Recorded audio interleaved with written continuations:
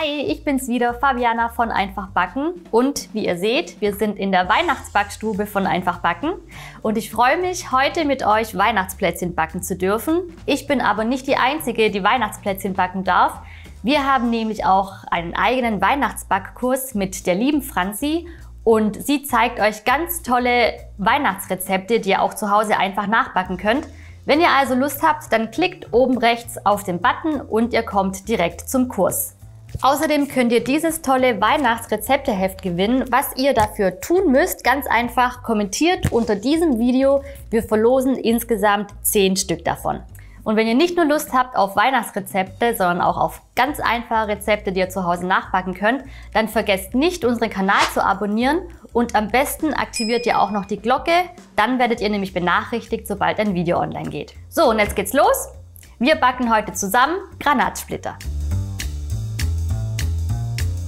Wir brauchen heute eine ganze Menge Zutaten. Wir machen nämlich einen Biskuitteig. Dafür brauchen wir Eier, Zucker, Mehl und etwas Salz.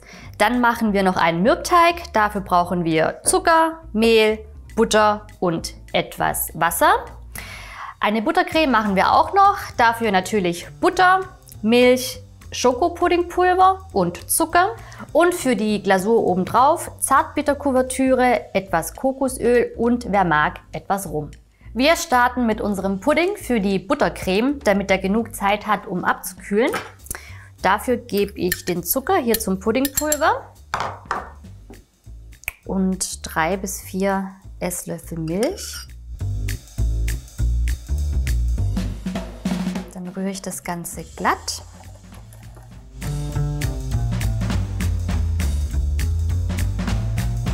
Und dann gebe ich die Milch in einen Kochtopf, erhitze sie und gebe dann diese Masse rein und koche dann den Pudding auf.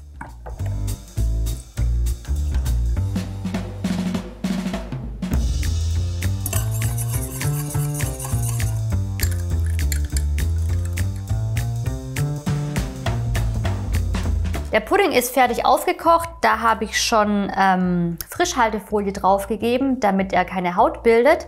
Und das Ganze kommt jetzt in die Kühlung und in der Zwischenzeit können wir schon mal den Mürbeteig vorbereiten. Für den Mürbeteig geben wir wie immer alle Zutaten in die Rührschüssel. Das Mehl, Zucker, Butter und den Schuss Wasser. Und verkneten das Ganze zu einem glatten Teig. So, die Zutaten haben sich jetzt hier schön verbunden für den Mürbteig. Ich gebe hier noch mal ein bisschen Mehl dazu. Knete das noch ein bisschen von Hand durch. So. Und gebe das dann hier auf die Frischhaltefolie. Drücke das so ein bisschen platt. Und dann gebe ich das Ganze in den Kühlschrank. Und während der Mürbteig im Kühlschrank ist, können wir schon den nächsten Teig vorbereiten. Weiter geht's mit unserem Biskuitboden. Dafür gebe ich die Eier in die Rührschüssel mit dem Zucker und einer Prise Salz. Und lasse das Ganze für ungefähr 3 bis 5 Minuten schaumig aufschlagen. So, die Eimasse ist schön schaumig. Da gebe ich jetzt das Mehl rein und rühre das Ganze ganz kurz noch unter. Also wirklich nicht zu lange, sonst geht die Luft raus vom Biskuitteig. Und ich hebe das jetzt hier alles noch mal kurz mit dem Spatel hier unter, damit das Mehl auch wirklich komplett verteilt ist. Ich habe mir hier auch schon ein Backblech vorbereitet mit Backpapier. Habe das Backblech ein bisschen mit Wasser befeuchtet und dann das Backpapier drauf gegeben. So haftet das Ganze und rutscht nicht davon, wenn wir jetzt dann den Teig drauf geben. Streiche ich das Ganze hier noch schön gleichmäßig glatt.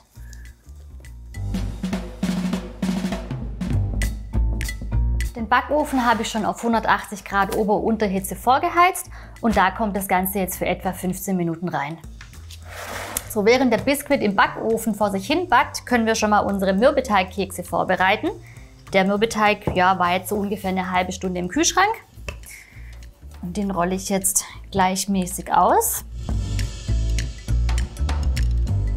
Also ich rolle den jetzt so ungefähr 3 mm dick aus und steche dann mit dieser runden Form, der Durchmesser beträgt hier 5 cm, ungefähr, nee nicht ungefähr, genau 12 Kreise aus.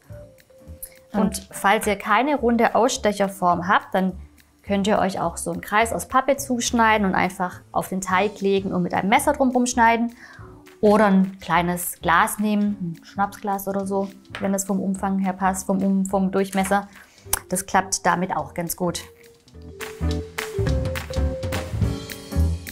So, die 12 Kreise habe ich ausgestochen und den restlichen Teig schmeißen wir nicht weg, sondern geben den auch mit aufs Backblech. Die restlichen Kekse, sage ich mal, werden nämlich nachher noch zerbröselt und kommen dann auch in die Füllung rein.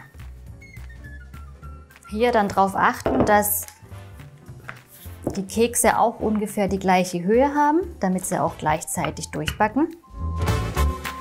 Und jetzt einfach in kleine Stücke schneiden. Nicht zu groß und nicht zu klein, auch ungefähr die Größe der Kreise, damit sie auch hier wieder die gleiche Backzeit haben. So, und die Kekse kommen jetzt auch wieder bei 180 Grad Ober-Unterhitze für 12 Minuten in den Backofen. Solange der Biskuit abkühlt und die Kekse auch, die sind zwischenzeitlich nämlich fertig gebacken, können wir unsere Buttercreme vorbereiten. Dafür gebe ich die Butter hier in die Rührschüssel. Und das Ganze lasse ich jetzt so lange aufschlagen, bis die Masse sich quasi verdoppelt hat und schön cremig weiß geworden ist. So, sobald die Butter hier deutlich heller wird, können wir den Pudding dazugeben. Ich streiche das hier seitlich nochmal kurz ab. Und dann gebe ich hier Löffel für Löffel den Pudding dazu.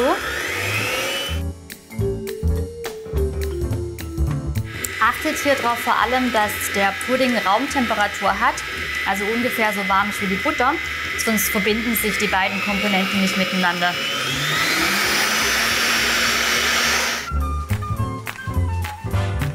Ich stelle hier die Buttercreme für einen kurzen Moment noch zur Seite. Ich habe jetzt den abgekühlten Biskuit geholt und die abgekühlten Kekse. Und was wir jetzt machen, wir zerbröseln den Biskuit und diese Keksstücke und geben die zur Buttercreme dazu.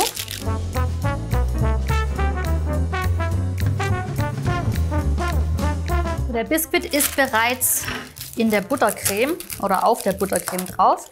Jetzt gebe ich hier diese Keksstückchen in den Frischhaltebeutel und zerkleinere die Kekse dann.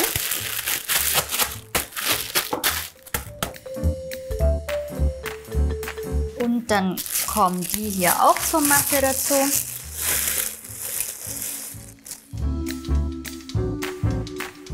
Und wer mag, kann dann hier noch Rum dazugeben. Muss aber nicht sein. Wenn Kinder mitessen, dann könnt ihr den auch gerne weglassen.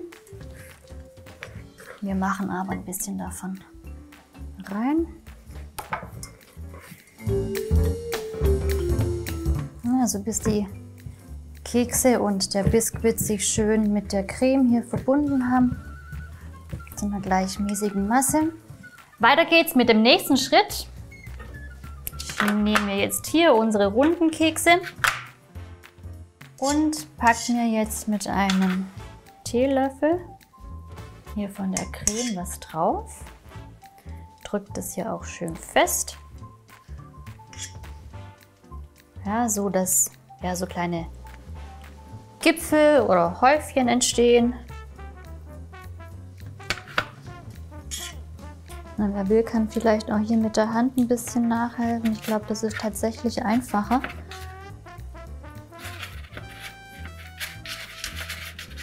Ja, damit geht es auf jeden Fall einfacher. So, und hier sehen wir auch schön die Keksstücke, die noch drin sind. Genau so kann man es haben. So, und Jetzt mache ich so lange weiter, bis ich meine 12 Kekse aufgetürmt habe. So, meine Türmchen sind fertig. Die gebe ich jetzt hier noch auf ein Kuchengitter und dann werden sie für 1 Stunde gekühlt, damit die Masse schön fest wird. Solange die Granatsplitter fest werden, können wir schon mal die Glasur vorbereiten. Dafür hacke ich die Schokolade hier grob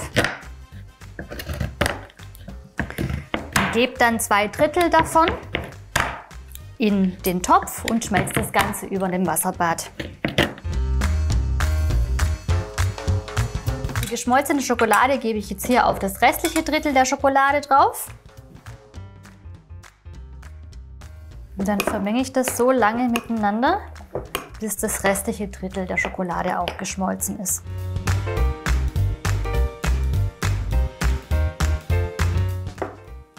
So, und jetzt gebe ich hier noch das Kokosfett mit rein. Dann behält die Schokolade ihren Glanz und wird zudem schön geschmeidig.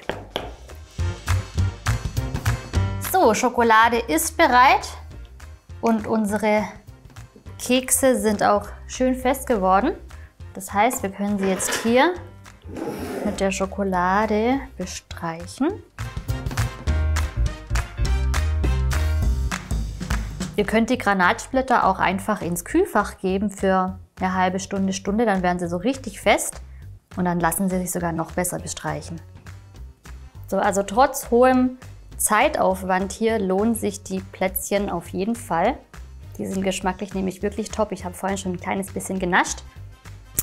Und verratet mir doch gerne in den Kommentaren, welches Rezept ihr trotz hohem Zeitaufwand gerne macht, weil der Geschmack einfach unbezahlbar ist. Ach, und übrigens, jeder Kommentar kann gewinnen. Denkt dran, wir verlosen nämlich unter diesem Video 10 Rezepthefte zu unserem Weihnachtsbackkurs mit ganz vielen tollen Inspirationen und Ideen zur Weihnachtsbäckerei. So, nach vielen, vielen Schritten sind unsere Granatsplitter endlich fertig. Ich hoffe, euch hat das Rezept gefallen. Wenn ja, dann lasst mir gerne ein Like da und wenn ihr die Granatsplitter nachbacken wollt, findet ihr es wie immer unten in der Infobox. Und vergesst außerdem nicht unseren Weihnachtsbackkurs. Wenn ihr weitere Ideen und Inspirationen zu Weihnachtsplätzchen, Kuchen, Törtchen und Lebkuchen bekommen wollt, dann bucht einfach unseren Kurs. Und wenn ihr mögt, dann abonniert auch gerne unseren Kanal für weitere Rezepte. Aktiviert am besten auch die Glocke, damit ihr kein Rezept mehr verpasst und jedes Mal eine Benachrichtigung bekommt, sobald ein Video online geht. Und jetzt wünsche ich euch viel Spaß beim Nachbacken und bis zum nächsten Mal, eure Fabiana.